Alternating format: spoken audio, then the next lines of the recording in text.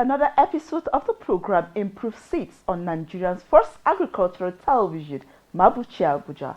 I am Hilda Homsem Frantuam. The importance of BT beans is our focus today. The program continues after the short break. Don't go anywhere. The Agricultural Research Council of Nigeria (ARCN) coordinates the activities of research institutes and is responsible for supervision, regulation, coordination of research activities and programs of higher institutions in Nigeria.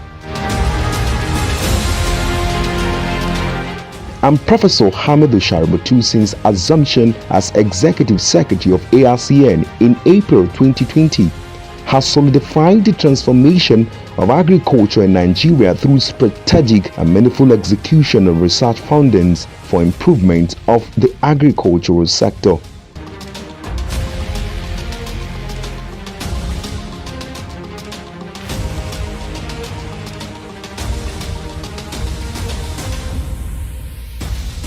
Since then, Professor Shaributu has operated as visionary captain by restoring the council's glory with the first ever agricultural television and radio station in Nigeria with well-equipped studios parading state-of-the-art equipment.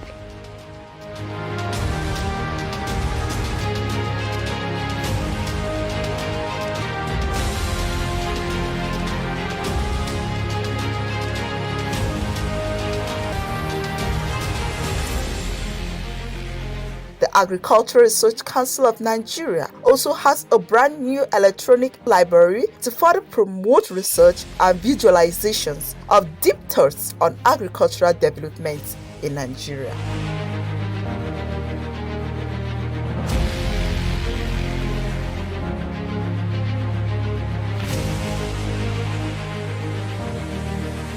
The museum, located in the Senator Abdullahi Adamu Center, is an agricultural museum saddled with the responsibility of keeping records of agricultural findings, discoveries, researches for continuity and history purposes.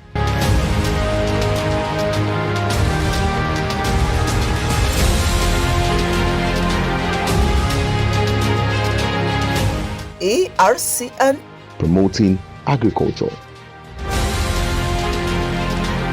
Beans contain amino acids, which are the protein building blocks that the body uses to heal and to make new tissues such as bone, muscles, hair, skin, and blood. Protein, which is also rich in vital nutrients, play a key role in maintaining and repairing body tissues. We have different types of beans, such as the iron beans, that is the white and brown beans, the kidney beans, chickpeas, black beans, soya beans, and so many others. Best month to plant beans in Nigeria is towards the end of the rainy season because intense rainfall during the rainy season months can negatively impact the growth and yield of the beans plants. Farmers generally start planting bean seeds between the months of June and August. The rainfall during these months will greatly help the cowpea to grow well. It should be noted that beans can be grown all year round in Nigeria if you have irrigation in place. Drip irrigation is the best part of irrigation for the growing of beans. It is fallacy that beans can do well only in the northern part of Nigeria. Beans or cowpea can be cultivated in all regions of Nigeria. If a farmer, for instance, implements some agronomic practices, he will get a good yield from his or her beans farm in any location in Nigeria. The Kwankwaso beans variety, named after a former governor of Kano State in Nigeria, is very popular among beans farmers. It is resistant to a lot of pests and diseases and can reach maturity within 40 days. Beans farming is the cultivation of bean seeds from the planting stage to the stage of harvest and marketing of the harvested products. Nigerians have a special love for beans because it provides the much needed protein for people. The relatively cheap price and the unique taste is one of the reasons Nigerians fall in love for this food crop. You go to cities and towns, villages and all parts of Nigeria, you see people cultivating this crop. However, most farmers cultivate beans the wrong way. The yield gotten from beans farming in Nigeria can be as low as 0.2 tons per hectare, while those who farm cowpea beans the right way can get as high as 2 tons per hectare. Google has it. The process of farming beans has to do with the soil preparation. Cowpea grows well in good soil that is fairly loose. This crop does not do well in compact soil. Cowpea can be grown in poor soils. This is one of the advantages of cultivating this crop. The crop can even improve the quality of your soil. After getting your farmland, you will need to remove the weeds. A tractor will plow and bury the weeds in the soil. The buried weeds can improve the quality of the soil. The soil should be harrowed after plowing, then a ridge can be done on the soil. Having ridges or beds on the farmland is not a must, but it can increase the yield while doing beans farming.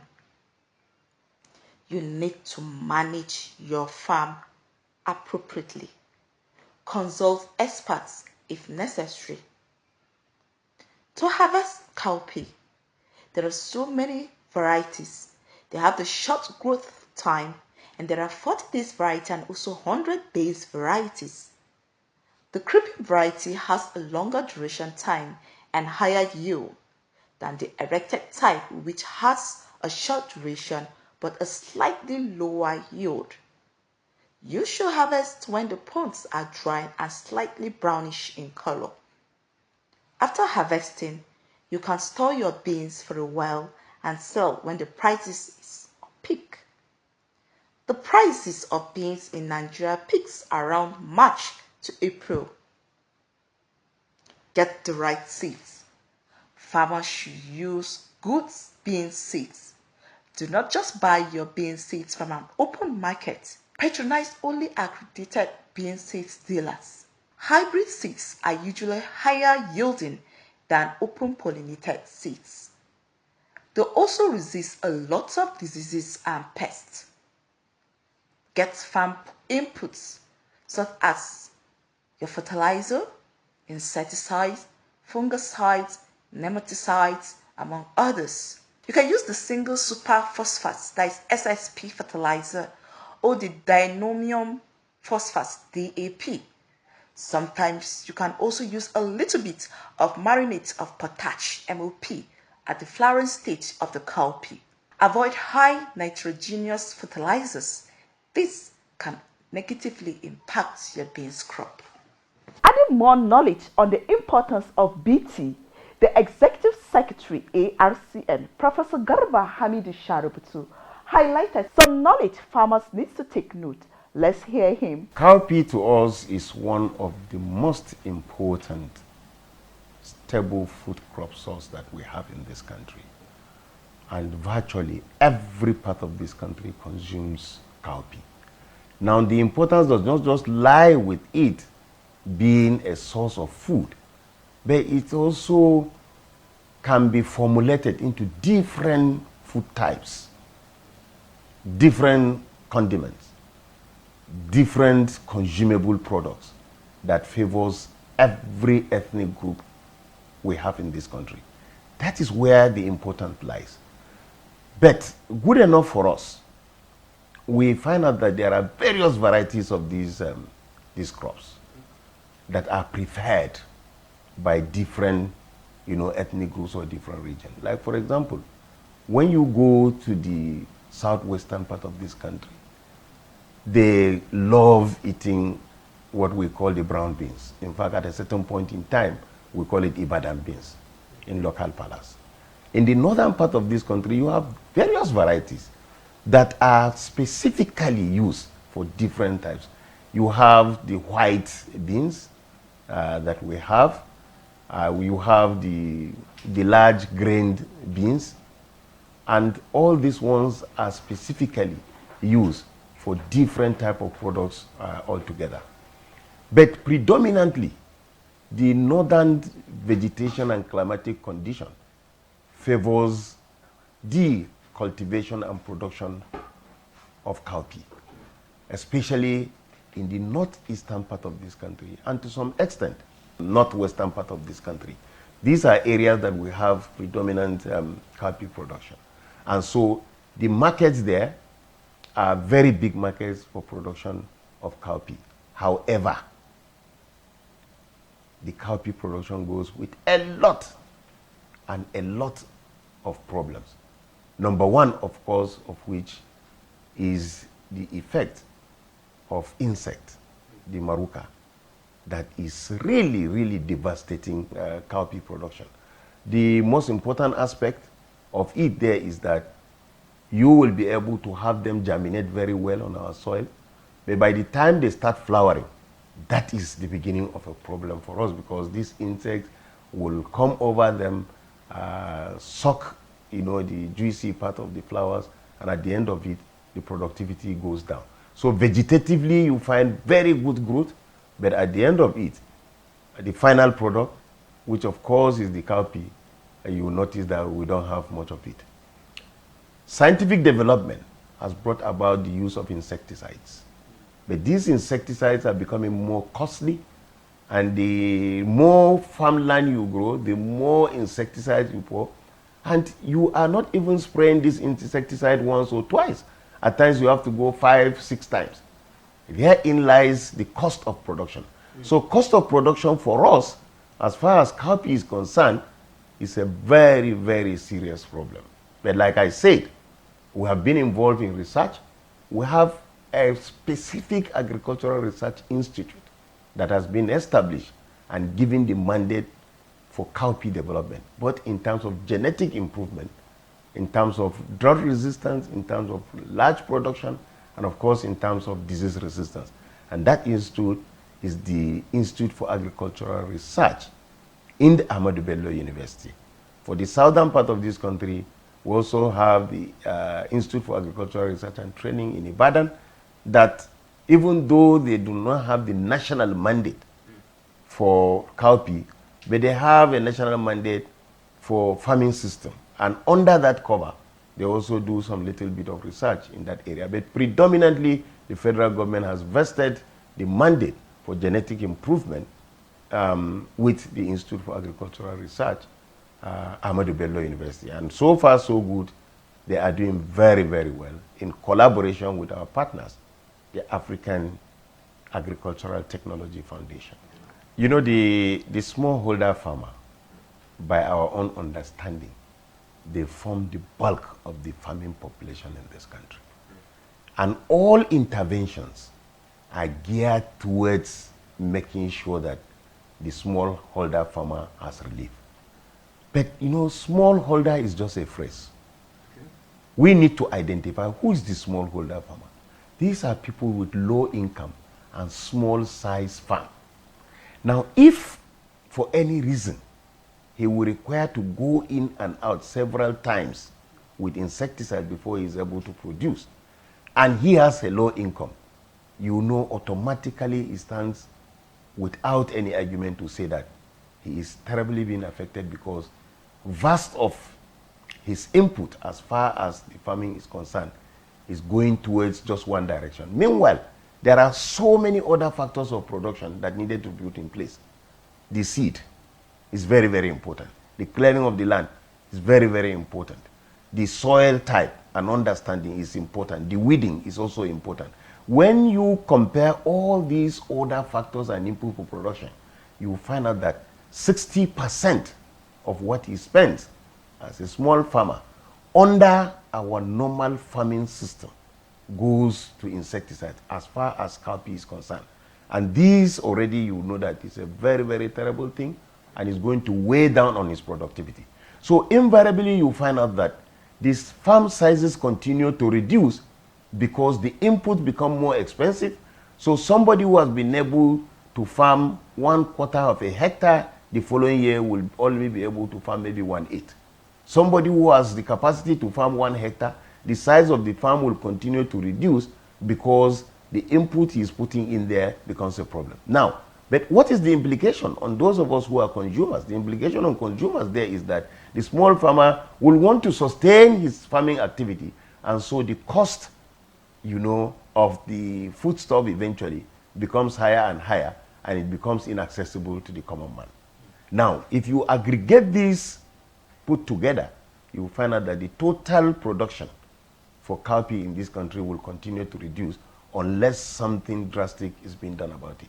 And all these attributed to the evil effect of Maruka.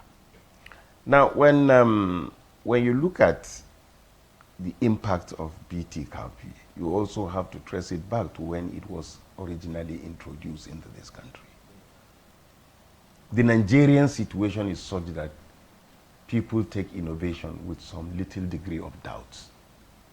And of course, you know that the BT cowpea is also in competition with those who manufacture insecticides, because introducing BT cowpea will lead to low market for those that are producing these insecticides. And you know that basically there will be serious competition. So when the idea of a BT cowpea came, and of course the challenge was thrown at the institute that has the mandate, and that's the International, Institute for Agricultural Research at ABU Zaria, with the support of the African Agricultural Technology Foundation. The introduction in itself was a Herculean task, but good enough that some of the private sector, like the off-takers, were also quick. They were also quick to ensure that they adopt it. Now, first to give credit to the introduction of cowpea was actually most of our seed entrepreneurs. Most of our seed entrepreneurs adopted it. Apart from that, the All Farmers Association of Nigeria, under the chairmanship of the presidency of Architect Kabiru, they were also very quick to enter and adopted it. So there was a lot of mobilization that was done. Eventually, this was launched by the Nigerian government. And the support actually came when President Goodluck Jonathan actually passed into law the National Biosafety Management. And the National Biosafety Management also came in very, very seriously. Now, with the adoption of the BT cowpea and seen to be of high production as well as, not affecting the environment or the consumers, the Nigerian farmers now chip into it. To the extent that as I am talking to you today, people are really scavenging and looking for the seed in order to grow, because Nigerians have seen a form of relief that has come to them. And honorably, I can tell you that I'm a farmer. I farm this product on my farm, and I've seen the difference. Now, because I am within the research system, I'm also into extension.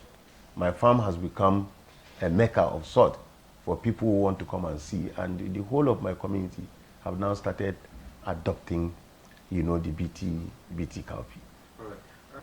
The architect of food security, the President of the Federal Republic of Nigeria, President Bola Ahmed Tinubu, has declared a state of emergency in the area of food security. And it has formed part of the renewed HOP program. Now, there are two things involved. Number one, he believes that Nigerians should not go to bed on empty stomach.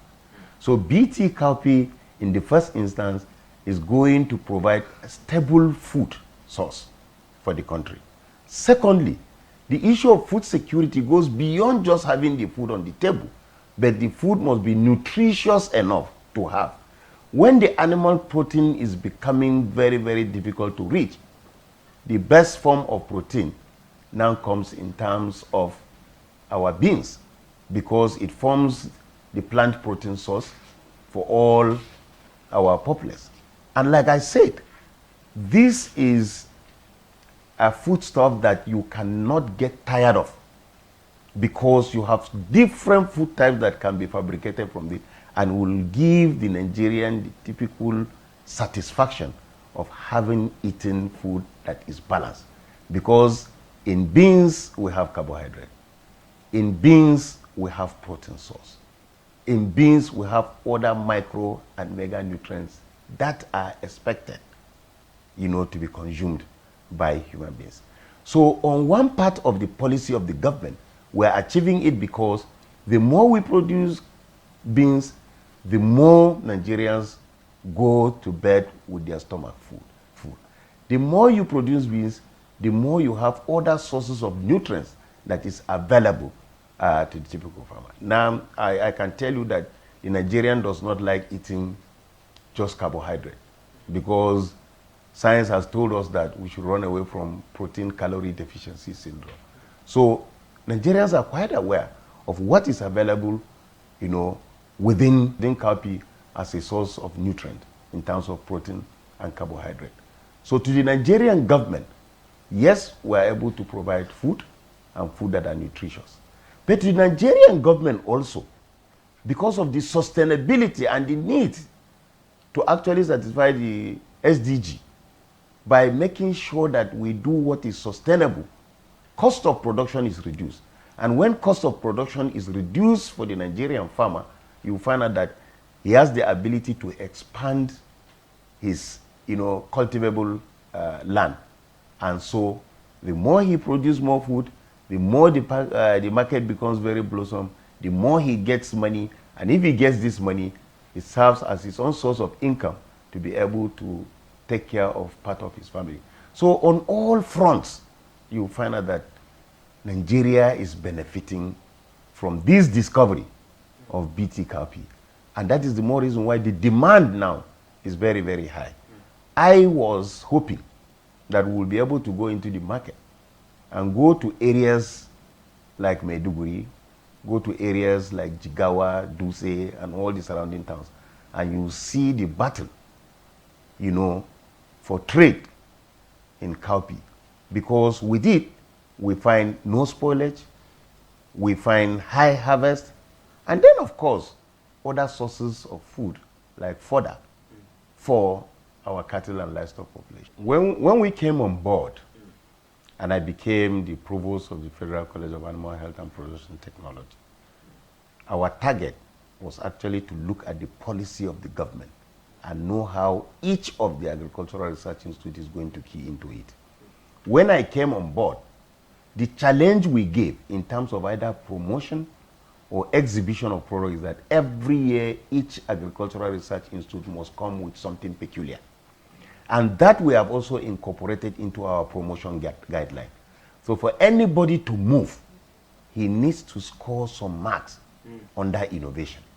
And these innovations are not just brought in like that. As Agricultural Research Council of Nigeria, we have a second mandate of trying to design researches for some of these research institutes. Now, the blame game has been that our researchers have not been reaching out to people. Why? Because we don't exhibit some of these products. And that's the more reason why they brought that thing for us and every other participant at the World Food Day to be able to see. Secondly, when we were amending our act, we deliberately decided to make sure that each research institute has a spin-off company. That spin-off company is expected to fabricate and bring in new innovations, commercialize it. And if it is commerciable, then the spin-off company should be able to liaise with the private sector so that they will be able to build on the innovation. So you can see that apart from encouraging people to go in as form of promotion and uplifting of their own research institute, we also decided to make it a revenue source, for the various research institutes. And that's the more reason why the government approved the spin-off company. And the spin-off company is supposed to work together with the private sector to make sure that whatever product we develop is there. But to hit the nail on the head, the current Minister for Agriculture and Food Security decided to come up with a deliberate policy to say, whatever you produce, I must see the benefit of it. Whatever land you have, you must put that land into use, and each of the research institutes has now been given a target as to the number of seed or the amount and quantity of seed you are going to produce, so that government will now direct all the various farmers to where they are going to have it. And at ARCN, we now decided to reactivate most of our adopted villages and AROC centers, so that some of these products that are coming from our research institute will easily get to the AROC centers in the nooks and crannies of this country, so that our farmers will have access to it. By doing that, we are offsetting the cost of transportation for our farmers to go about looking for this. We make accessibility very easy, and so most of these products will become cheaper. And if our inputs are cheaper, then you know invariably, unless other factors come in, the end product is going to be cheaper for the populace. That's how we wrap it up on the program Improve Seeds on ARCN Television. Keep updated with us for another interesting episode.